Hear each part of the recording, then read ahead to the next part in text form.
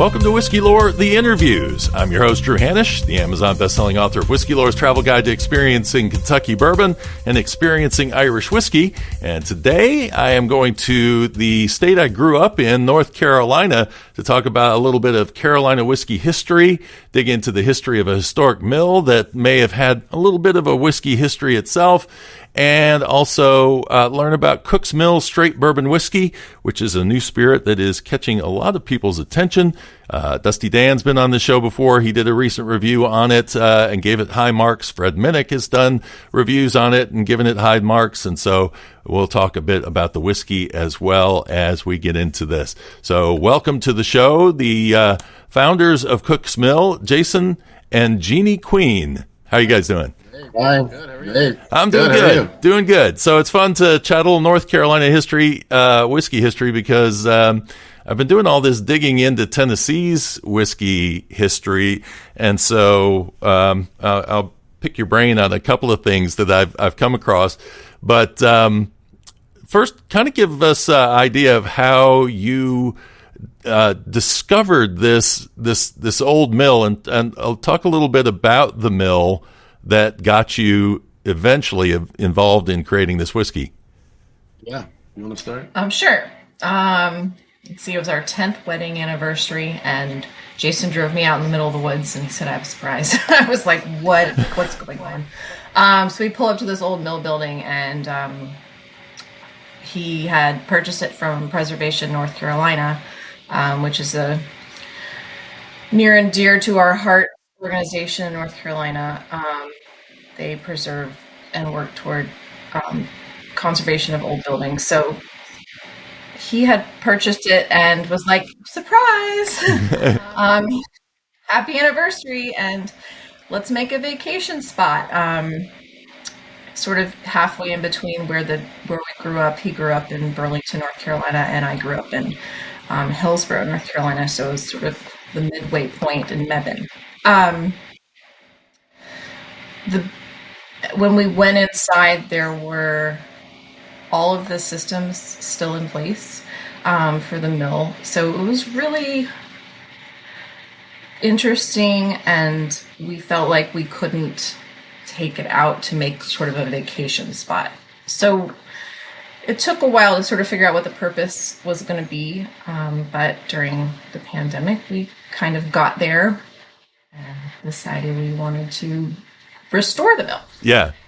So how much did you know about the history of the mill? Was it a mill, Jason, that you had passed by and you were curious about, but you didn't really know the history, or was it something that you kind of already knew what it was all about? I didn't know the mill at all. It came through Preservation, North Carolina's listserv for sale, and I knew the area, and they had done a little bit of early on research about the history of the mill, and same county I grew up in. And there were a lot of mills back in the day in Alamance County. I think there were 46 total, and it's one of only 2 left. And Lindley Mill is another one that has really strong ties to the American Revolution. But they served a big purpose for a couple hundred years. You know, they were the trading post for those areas for everybody. Mm-hmm. And you would go trade whiskey for corn and flour and vice versa and all that stuff. So they really had a big impact on the areas as those trading points or crossroads for a bunch of different people. That was really interesting as I was doing my research into it, to see how, if you really wanted to establish a community somewhere, the first thing you built was a grist mill, because that gave people a place to come out. You could start a trading post, yes, but trading posts could be something where people are just you put it on a river, and while people are passing by, not necessarily settling. Whereas the grist mill really was the establishment of a community. Yeah, it's where everybody went to. I mean, agriculturally, it was the staple, the center point for all of the farmers and selling and buying their goods. So we're going all the way back to 1700s, and I'm thinking, it's really interesting because in doing research on Tennessee whiskey history that far back, I'm really doing research into North Carolina whiskey history. And one of the areas that I was curious about, and I don't know how much you know about this or not, but I just thought I'd throw it out there, is I've been doing research into Robertson County, Tennessee, which became a very big distilling center in the state of Tennessee pre-Prohibition. And a lot of their distillers came from Edgecombe County, which Edgecombe County, Tarboro, is out on the western, or the western edge of the coastal plains of North Carolina. And as I was reading about it, I'm like, did they have grist mills this far out? Because, and so I wasn't really finding much. There were plenty of taverns.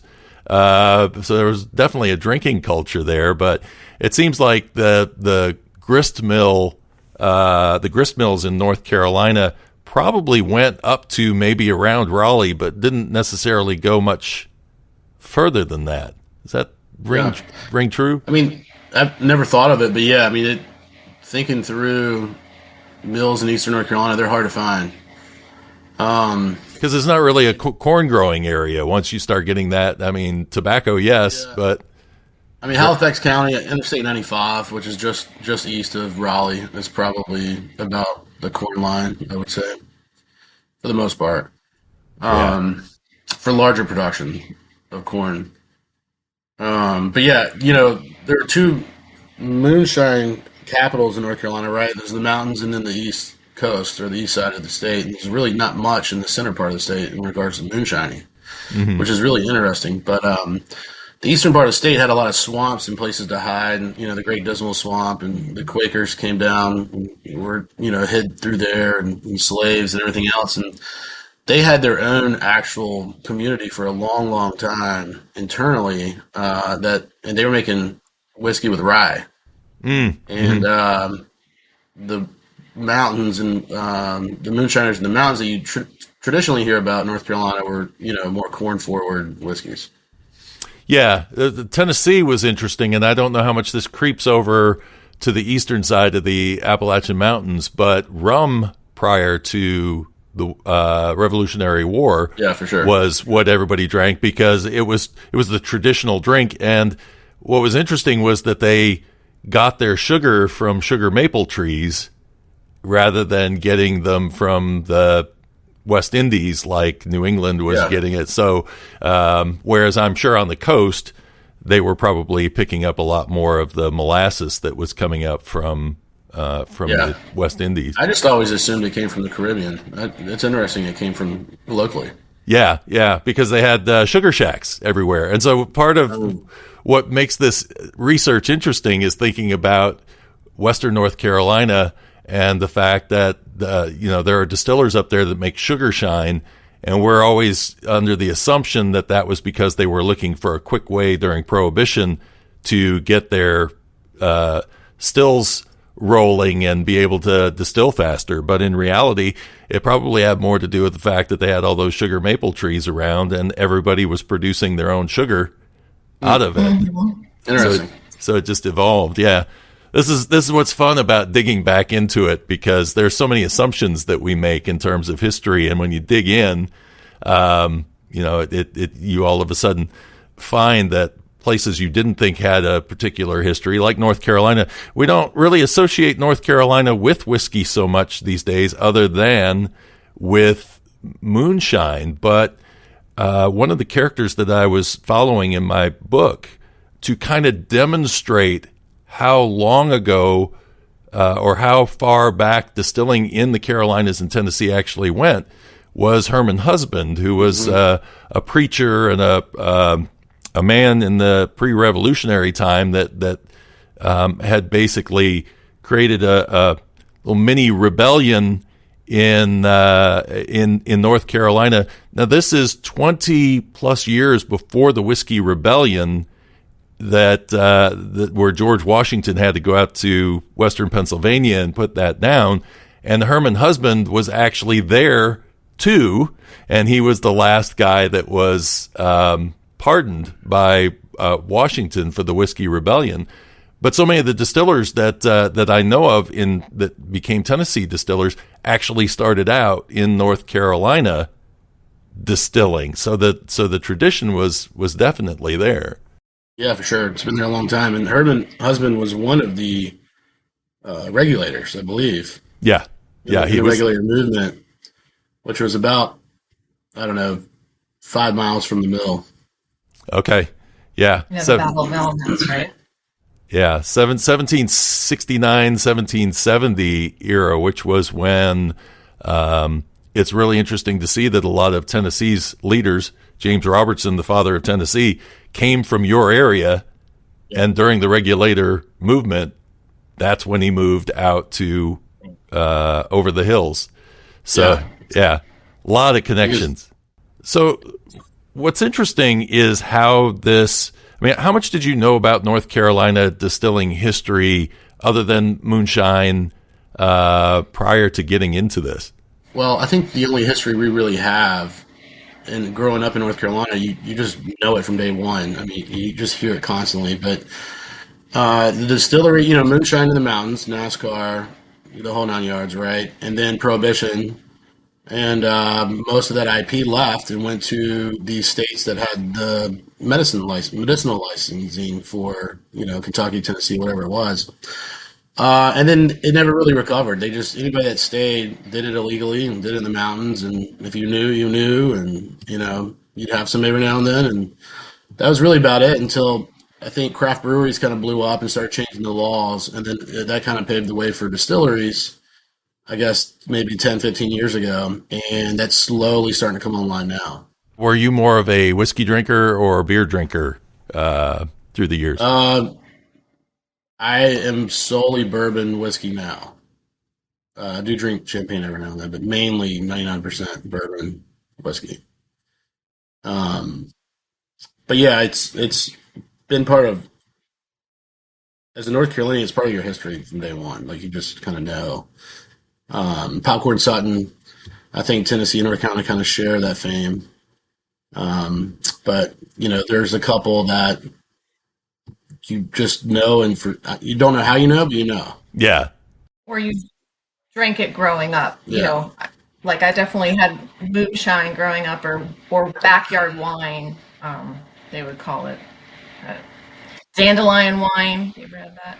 Yeah, I haven't had it, but I've heard of it. There's a lot of those things. What's funny is growing up in Asheville, being so close to Maggie Valley, where Popcorn Sutton was, and all of that going on, you heard a lot of things. You were also always told how strong the stuff was, and so it's really interesting to now be in and seeing that there's Old Smoky making, legal moonshine now. But North Carolina really didn't jump in on the moonshine game, when this distillation revolution seemed to come about, which seems curious. Yeah, it took a while, but, I think North Carolina has always been that way with everything they do. Like, it's, for good or bad, it's a pretty conservative state, and I think a lot of that mindset's kind of controlled how fast we move into things like spirits, distillation, cannabis, anything, right? And I think all that's kind of on that same slower path. But that said, it's cranked up in the last 7 years. The growth of distillers across the state is exponential. Yeah. What was there a point where it was really opened up for distilling? Was there a law change or something that kind of spurred it on? I think so. I don't know the history well enough to say, but I think 2013 or so kind of is where some of the bigger distilleries here in North Carolina launched. And they're right at 10 years now, and a lot of them have really perfected what they do. But it seems like it started about 10 years ago for some of these bigger distilleries that are here now. Yeah. So talk about the shape that the mill was in when you first got to it, because I think about a 1700s mill, and I'm thinking, man, if that thing wasn't really kept up over the years, it could definitely fall into disrepair very easily. So So what kind of state did you find it in, and were the millstones still there?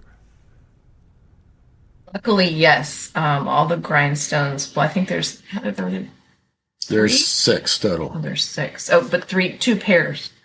We're all in place. The wheel is intact, but slightly ajar.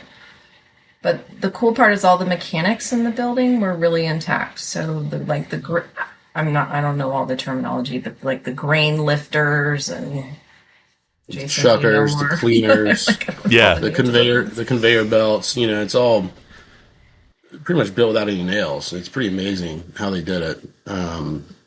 Some structural integrity things that need to be shored up, but for the most part, it's amazing how intact it is. Is it something that sooner or later you want to turn into a tourist kind of a spot, or is it something that you still want it to be that weekend getaway location for No, I think it'll most likely be a nonprofit tourist, agriculturally focused tourism, similar to Yates Mill in Raleigh. And we run some of our heirloom corns that we're growing now through there for grits and flour and everything else. And as well as hopefully one day our own mash bills will be able to, run across the same grindstones that have been there forever. But yeah, I think it's smaller. It's not zoned anymore for a grist mill. So there's some hurdles there we have to get through. But the idea, there's not a lot of parking. Yeah. And the idea is that it's functioning as a grist mill one day. With a portion of the proceeds of each bottle going back to preserve and maintain the mill. Very nice. Very nice. So where did the idea of whiskey come about? How did you go from buying a mill to going, ooh, we could make whiskey? Yeah, I mean, it wasn't from day one. I still don't really know how we figured it out, but we saw a workshop that Social House Vodka put on through a preservation conference, and they basically took the old power plant in Kinston, North Carolina, and adaptively reused it as their distillery. And they utilized the North Carolina mill credit for part of the rehab expenditures, and probably a couple other credits that are out there for restoring older historic buildings. And so we thought that was one way to do it, to try to figure out, what to do with the building, utilizing those tax credits and the stuff that's in place to help people restore these things, because they're not any way, shape, or form. They do not come out. There's no break even on a spreadsheet when you're redoing a grist mill, right? I mean, you're just losing $800,000 or whatever it is. So we didn't want to do that. So we try to figure out what can we do that we can save the mill, that will continually create some kind of income that will help preserve it and maintain it in the future. And so we saw that, and then we went to Charleston's Wine and Food Festival in March of 2020. It was their first case of COVID, and it was just announced. And we had a workshop there with the Highwire Distillery guys and the owner of Jack Rose Dining in D.C., which is one of the largest bourbon inventories in the Western Hemisphere. And we were doing blind taste testings for Jack Rose's restaurant. He was going to select whichever barrel we all liked the most.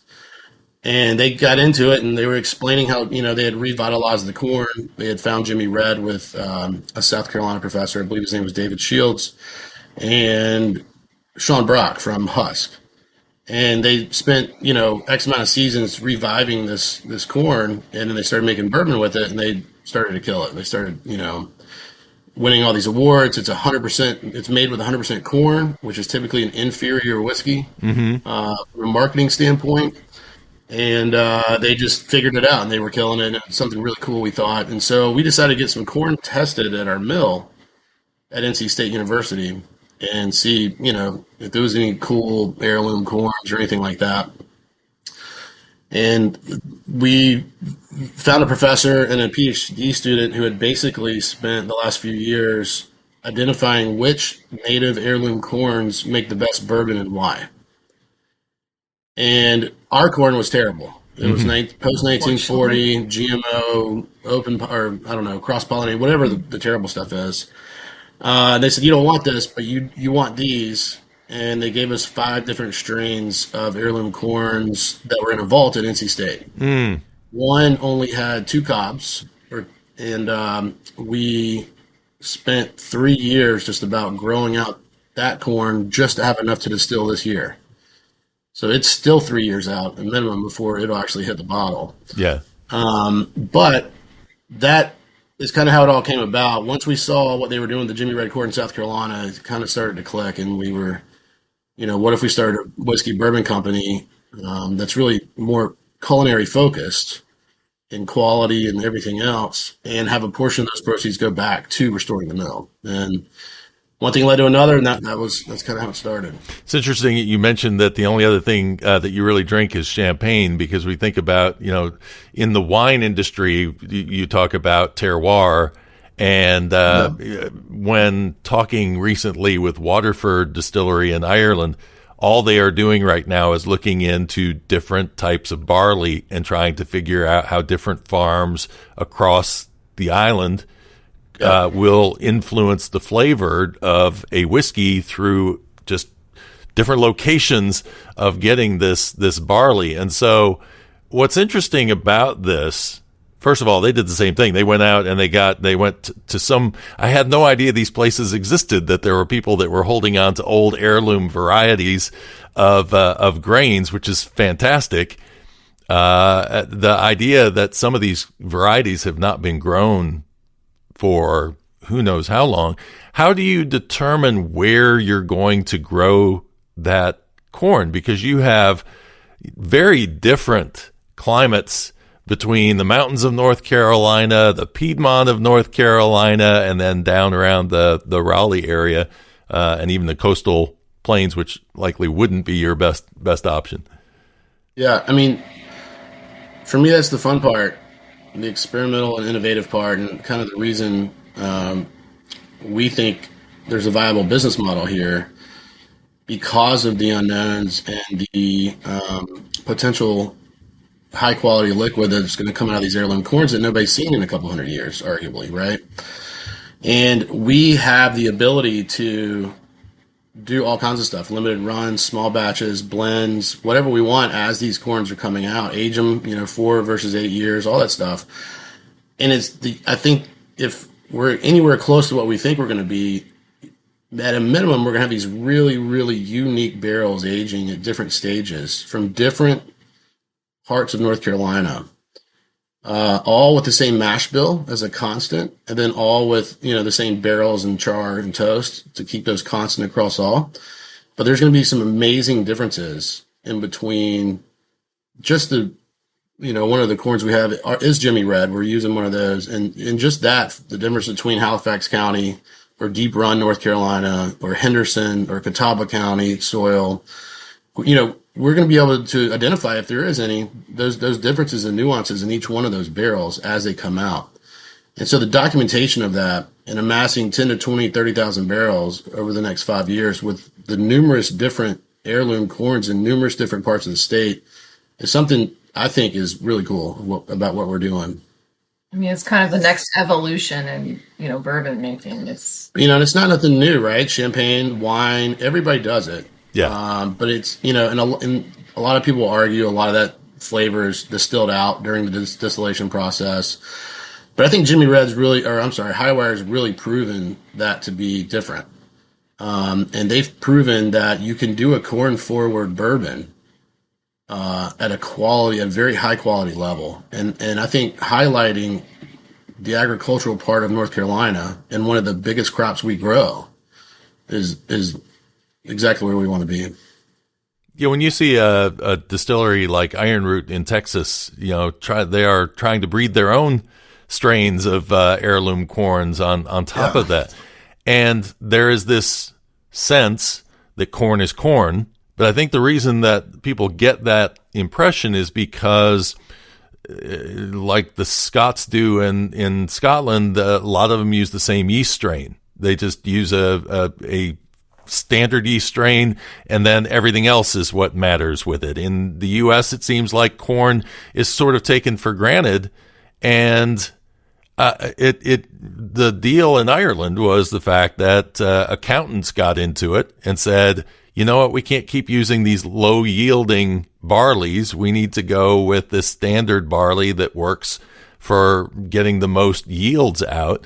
And it caused a lot of these barleys to just disappear because there was no need for them anymore. And so you kind of get a sense that corn, maybe suffering from that same sort of a situation. Yeah, absolutely. And if you look at an heirloom of anything, there's like all these heirloom, resurgence in heirloom vegetables. I mean, even a tomato, if you just look at that example, an heirloom tomato is just a whole different animal than your standard grocery store pink tomato. So I really think that there's opportunity there to show what these corns can do. Yeah. Well, and then the idea that if you can figure out how to, again, maybe grow a little of two different varieties at a single farm to see how they go. I don't know how corn cross-pollinates, whether it would have any kind of a issue with that. And then the issue of if somebody's growing GMO corn somewhere nearby you, is that also jumping in and causing issues? To be really careful with our farmers and making sure that there's enough separation between different types of corn and maybe just standard corn, because there's huge cross-pollination. And even then it cross-pollinates, and you have to weed that through as you start to harvest it so that you get those cross-pollinated kernels out of the actual distillation stuff. Yeah. So did you guys have somewhat of a farming background when you got into this, or are you really relying heavily on NC State and other resources outside to help you through this? But I mean, we've had farm or house gardens our whole life for the most part. Both of us have. We grew up in the hospitality industry, in restaurants and as chefs and everything else in between. And I think that culinary component to what we're doing is something that we kind of tie into. Mm-hmm. But just our passion for NC State or North Carolina and historic preservation too. And I think when you start doing a whiskey company like this, where the proceeds go back to correctly restore a grist mill, there are no shortcuts. You have to really, do everything the right way, and that's something that we strive to do every day. So it's a little mix. It's a mix. It's this crazy mix of a lot of different things that have kind of culminated onto this mill, for good or bad. For the mill, I don't know yet, but we're in charge of it. Yeah. Well, I'm assuming too that having come from a historic preservation organization, there are probably a lot of rules as to what you can and can't do with that mill as well. Yeah, for sure. Yeah. Yeah. Mm-hmm. Will you ever stick a still in it? I don't know. We could, if we try to rezone it. I think the distillery is kind of a bigger 200-acre site, somewhere between Raleigh and 95 is what we're currently looking at. Okay. So there is because right now you are sourcing the whiskey, as I understand it. Yeah, just like everybody starts, just about, Willett, Pappy, everybody. We do not disclose where we get it from, but it's all North Carolina. It's all corn grown from North Carolina. It's produced, distilled, bottled, and stored in North Carolina. Okay, so talk about that process of getting started with your own whiskey. First of all, was there a baseline whiskey or something that you were shooting for, or did you kind of have your own impression of, no, this is what I want? A little bit of everything. I took it a little too far, but I created a spreadsheet and I went through 250 some whiskeys, and I documented every time one of the flavor profiles came up in somebody's review, right? Light tobacco, light oak, oak forward, bubblegum, whatever. And then I weighted those based on how many times they were mentioned, and then kind of categorized them by price. Mm-hmm. And then I went in and weighted them again based on my own personal preferences. And one of those examples was the bubblegum flavor profile, which I'd never heard of until I started doing this research. Mm-hmm. And it only came up in very, very high-end expensive bourbons across, 40 different reviewers. Yeah. And, I don't know how much of that is them reading other people's reviews, but, it did start popping up, and it was only in those high end. So I thought, well, we have to have some percentage of a bubblegum flavor profile in there somewhere, right? And not that you can choose all this stuff, but it kind of led down a path of, what we thought we could do based on what we were seeing being done in North Carolina, and knowing that we were going to be a corn forward mash bill. Mm-hmm. And that's where it started. I love Eagle Rare, wheated and rise. I'm kind of all over the board, but I'd say didn't really have an inspiration necessarily, but we knew the direction and the bourbons we wanted to be compared to from a quality perspective. Yeah. Well, the challenge then becomes working with your distiller and trying to translate that all to them. And it would probably be beneficial to have somebody who's been distilling for some time to be able to work that. Did you go through a series of barrels and do tasting of barrels and kind of work along with the distiller from their current stock of whiskeys? Yeah, we tried a bunch, and they were incredibly nice to work with, and still are, and just awesome people. But I sent them a 40-page report on what I thought the flavor profile should be, and I doubt they even read it. Nor should they have. But we flat out told them what we liked and what we wanted and what we thought we had, and in our heads, and they were pretty dang close to. I mean, they hit it spot on. So okay. Yeah, we're really happy with the liquid. We've won silver at San Francisco this year, and then we won a gold at Ascot, and we just scored third out of all of the entries for Chilled's tasting competition. There's only two other ones above us, so we're pretty cool, pretty humble that we not believe in our own crap anymore. Yeah.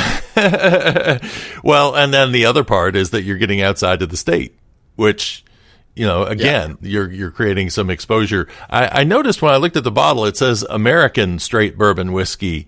And I wondered have you seen North Carolina whiskeys yet calling themselves North Carolina straight bourbon whiskeys? There's a couple. There's a handful of them, yeah. I mean, everybody calls themselves bourbon, right? But the American component to our label is kind of our attempt at helping get over the idea that bourbon has to be from Bourbon, Kentucky. Mm-hmm. Right? And so that's, Kentucky's very proud of what they do, and they should be. But they always have Kentucky straight bourbon whiskey on their, most always their bottles it's not just straight bourbon whiskey, it's Kentucky. Right. And so it's kind of our attempt at kind of leveling the playing field there a little bit and really kind of helping spread, I guess, the information or the thought that, bourbon is an American spirit. It doesn't necessarily just have to be from Kentucky, even though that's where the name came from. Well, and then you have North Carolina written pretty large below that as well. Yeah. And bourbon in general, for us, bourbon for me it's more of a standard of quality, kind of like bottled in bond. And I think that's something we strive to be. Like the bourbon, calling it bourbon, it doesn't. I didn't do it to call it bourbon. It's more really just to prove that we're at that same standard of quality that bourbons are made from. Right. Well, it's the same reason that Tennessee went all in on trying to get Tennessee whiskey as a designation, because if you just call something whiskey, the standards in American rules are pretty slack. So they're real loose. Yeah. So you're talking about, your bottom shelf stuff. It could be in the used barrel. It could be, distilled higher, all the rest, all that. So it definitely makes sense. Bourbon is a great term for that. What's interesting is watching distillers in Tennessee who are making Tennessee straight bourbon and ignoring going for the Tennessee whiskey designation just to be different on what it is. But the reason I asked that question too is because it seems like you are doing everything you can to make sure that you're using North Carolina products. From what I understand, even your barrels are North Carolina sourced? The barrels aren't sourced in North Carolina necessarily, but they are from the Appalachian Mountains. Okay. And so whether it's Ohio, North Carolina, West Virginia. Nobody knows. I think it's a mix maybe at the end of the day, but we do use the West Virginia Great Barrel Company as our cooperage. Oh, okay. Okay. Keeping it mountain based, at least anyway. There, yeah. Yes. We tried to find one in North Carolina. Yeah. Yeah. Well, that is always going to be that their coopers just aren't around anymore. There are just very specific places. And if you try to find a cooper in North Carolina, it's probably going to be a pretty expensive barrel, I would imagine. So, but it'd be interesting to know whether because I haven't really interviewed coopers on the podcast before.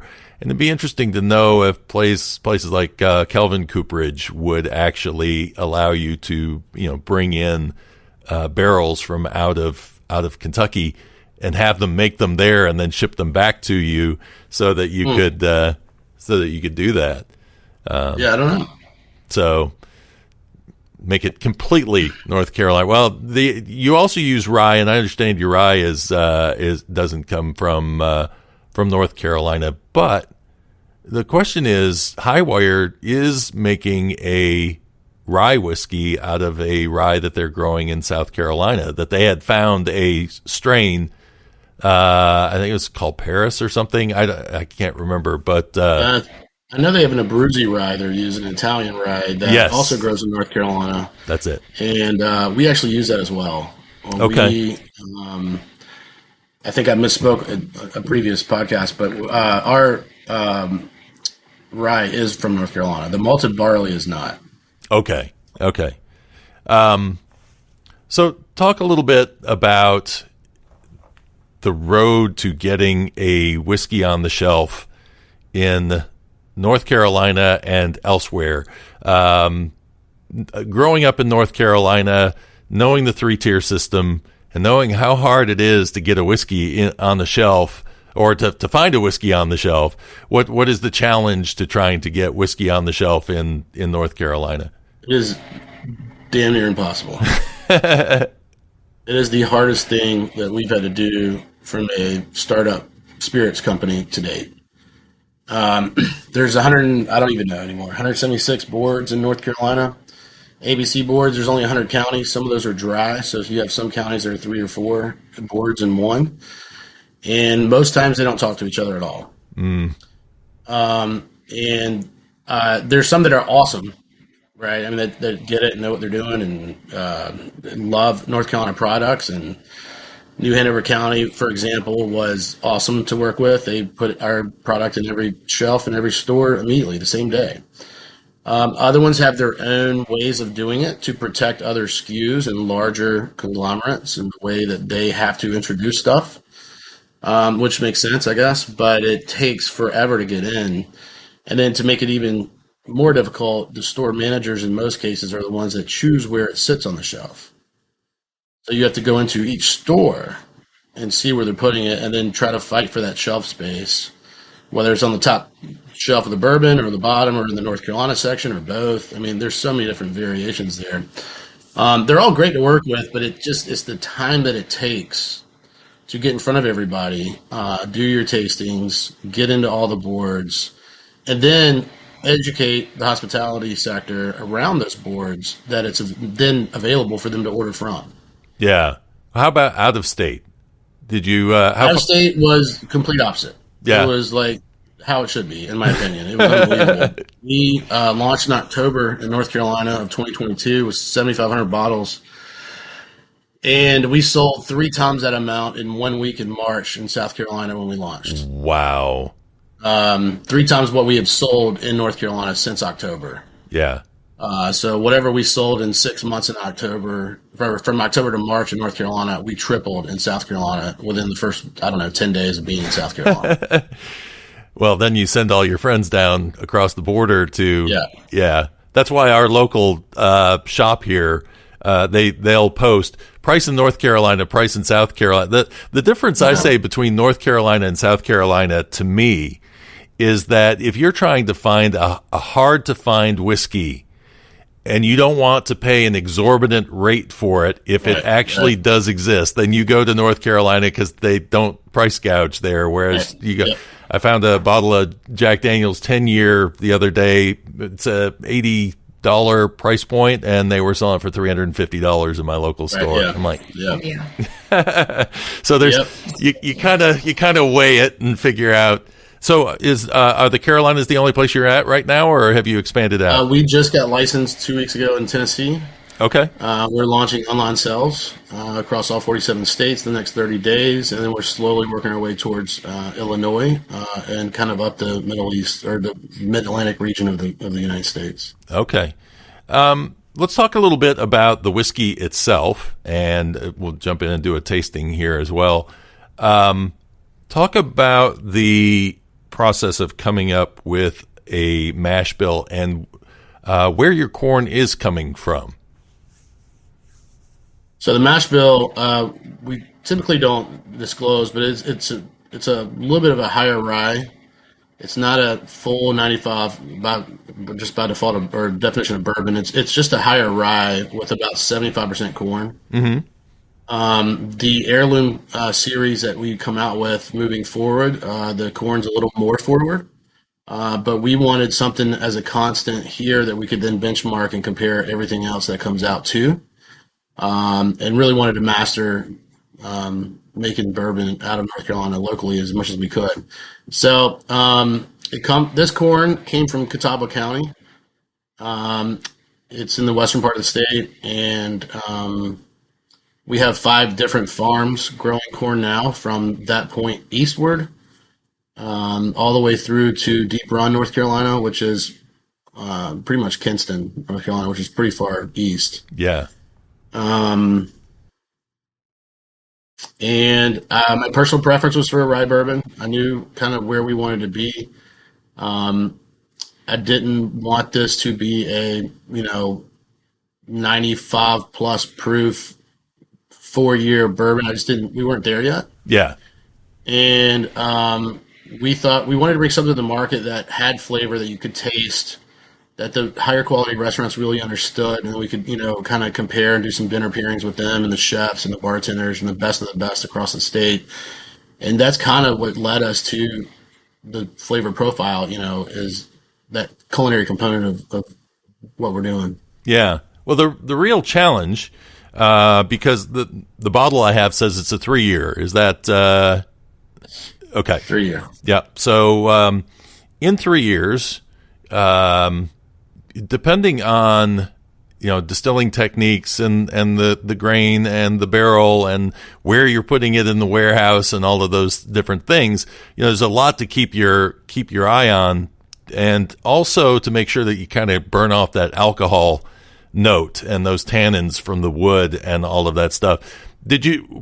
Was there a point where are you doing doing tastings or waiting until your distiller sends you a note and says, hey, I think this stuff is getting kind of close to what we're looking for? You taste every year. You just the do white lightning was good. Yeah. Okay. That's always a good sign. Then you taste it every year, and they do random samples from various barrels, and then you make the decision on when you want it to go. I think we, as a minimum, will hit 3 years before we bottle any of the heirloom series stuff as well. Okay. And how long has that stuff been sitting in a barrel? So we have our first run of our heirloom series corns. We laid down April 30th of 2022. So that still got a couple years left before it's ready. We've got 45,000 pounds of the best corn that was identified by the professors for bourbon making qualities. That's being distilled this next 30 days. That's about 75 barrels. It's about another, 12,000 bottles. And then we have 188,000 pounds of corn growing this year. And the yield we won't know until it's actually harvested. But it's taken that long to really exponentially get that corn weight up to the level we need for production, for larger scale production. And it's taken us literally for some of these strains. One failed across 3 farms for a season. So we had to start over with that one and a couple other things. So, it's taken forever, but it's the right way to do it in our opinion and worth waiting for. Yeah, this is the interesting thing about working with heirloom varieties that you're trying to bring back after so long being dormant.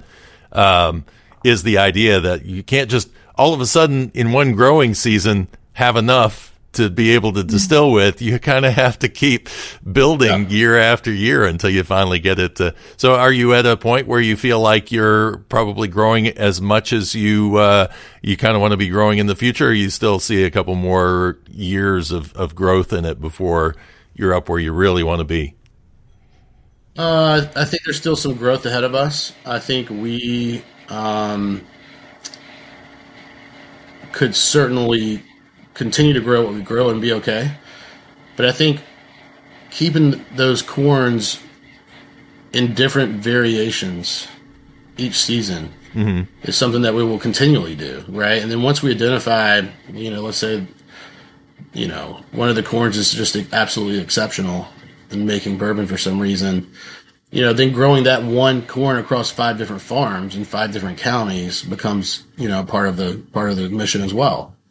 And then we're still constantly growing corn across all of them for production as we go too. So, it really is based on demand at some level, but from an experimentation and innovative standpoint, we're willing to get pretty creative in how we grow it, where we grow it, and how much. Yeah. Do you sense that there'll be a day where you'll end up probably maybe when you're doing these special releases that you'll probably be blending farms together, or will you try to just release them as individual farms and strains, or is that kind of open? Yeah, I mean, we I don't know that we can answer that today, but I think we daydream all the time about that. And, a lot like the wine industry, it's summer 2024, Halifax County, Hurricane Irma, whatever. Yeah. Right? Yeah.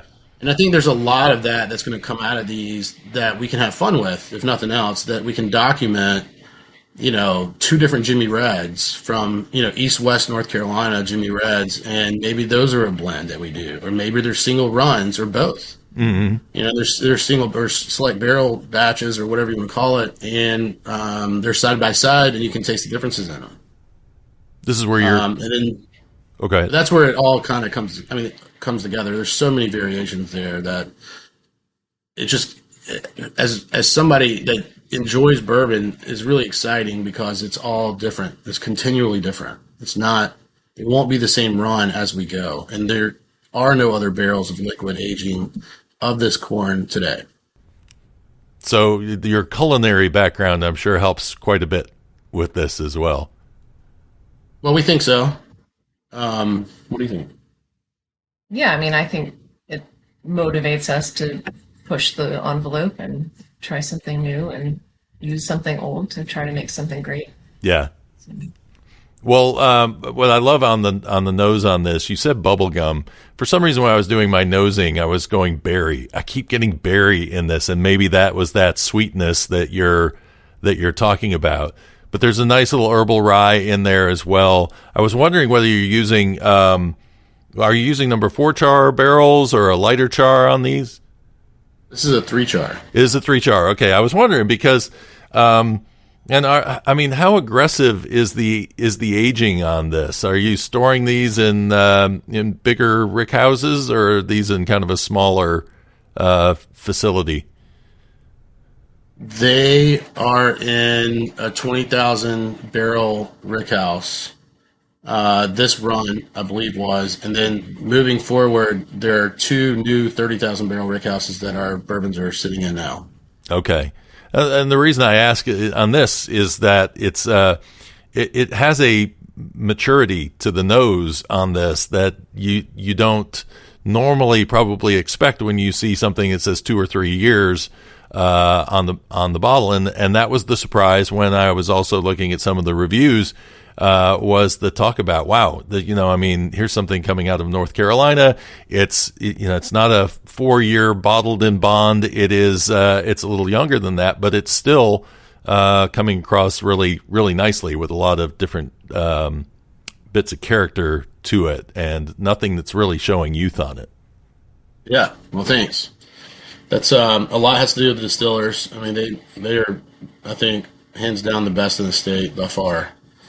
And they've really figured out how to master the art of distilling spirits. especially bourbon and whiskey, in North Carolina specifically. And they've been really great to work with. Bubblegum. So did they tell you where they thought bubblegum would come from? No idea, but first of all, I don't taste any bubblegum in this one, just to be clear. It's something I wanted in there. But it's, it comes with, 8+ years in a barrel, I think. And I think it really takes that long for some of those flavor profiles to come out of just sitting in the barrel and expanding and contracting every year for years on the end. And, most of those, Elijah Craig has it, the 18-year. Elijah Craig has a very high bubblegum presence, at least in my opinion. And it's 18 years old. Yeah. So, a lot of that stuff came out of the higher end, but, much older bourbons. It's just really interesting because, again, power of suggestion.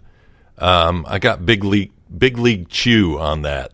Sure, yeah. Yeah. And I'm like, okay, that's not something I would normally, throw through my mind as something that I should be expecting out of a bourbon.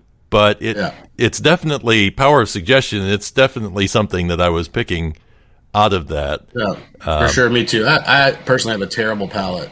And so I it's hard for me to extract anything really out of bourbons, unless you're just sitting there blind taste testing in a dark room with no sound or smells around you. It's kind of, they kind of blend together after a while. Which in 2020 we had a lot of that. We did have a lot of that. Dark blind taste testing. We had a lot of time on our hands. We did have that. I can imagine. Yeah. Well, did you go through losing taste and smell at any point during the? No, luckily. Yeah. No, that was not fun. When I had that, I was without for 6 months. And you want to talk about feeling lost, especially when I'm supposed to be reviewing whiskeys on my YouTube channel. It's like, well, and the sad part was, I mean, I kind of agree with you, Jason, in terms of, there's this doubt about your own palate because you kind of know what you like. And I really didn't pay that much attention to whiskeys before. Now that I've flooded myself with whiskeys from around the world, it's opened me up and gotten me to a point where, okay, now I'm starting to notice things that aren't there. But I still lean on those tasting notes for sure, because they can kind of help you. It's the thing that is tough with bourbon is that you can get very much into just that caramel note, the nutty oak coming in, and a little rye, and you just look for those three things every time you pick up a whiskey, and you miss what else is going on there. So your whiskey will be a good one for me to demonstrate that yes, you can even get Big League Chew out of a whiskey. Nice. Yeah, even add an ice cube and where the water's from. I mean, it completely changes the drink. And you could have same drink with 4 different types of water in it, and they taste completely different. Yeah. Well, fantastic. Are you going to do in terms of this particular whiskey, will this always be in your collection of whiskeys? Yeah, so this is the flagship bottle that'll be there forever. It's our constant. It's made with the same dent corn that is made with all the other bourbons in the world, just about, or 95% of them. Also intentional, but still grown in North Carolina. But we wanted to create a constant and the best one we could, and have that as the benchmark to then compare the other ones, the heirlooms that come out too. At some point, it becomes hopefully the flagship for the entire state. So very nice, very nice. So if people want to learn more about you or keep up with what is going on with Cook's Mill, where's the best place for them to connect with you? Yeah, I mean, email's great, but our website, cooksmillwhiskey.com, has some history on the mill there. Instagram, Facebook, all the social media handles, Twitter. But yeah, we're all over. Fantastic. Jason and Jeanne, I really appreciate you going through, talking a little history at the beginning and jumping in as well on on your whiskey and diving a little deeper into it. It's fun to see North Carolina actually now starting to move outside of the state's borders and seeing more of a representation of a whiskey that or a state who has a distilling tradition. It's just that thanks to Prohibition in 1908, I believe it was, it came to a halt, and it's been waiting ever since. So thanks, and I appreciate you spending some time with us today. Thanks for having us. Yeah, thanks, Drew. And for more information on Cook's Mill, go to cooksmillwhiskey.com. And if you need transcripts or show notes, head to whiskey-lore.com. And don't forget to smash that like button or follow button or subscribe button, whatever it may be. 99th episode is coming up next week. I'm going to be talking to Sir Maurice O'Connell of the Liberator. He is going to tell us a little bit about the history of the Liberator himself and also of his whiskey. And we're also going to have the 100th episode coming up. I'm going to be talking to a man with over 50 years experience in the Scotch whiskey industry. It's a great conversation. Can't wait to share that with you. And don't forget, if you want to support the show, always head out to patreon.com/whiskeylore. I'm your host, Drew Hanish. Thanks for listening. And until next time,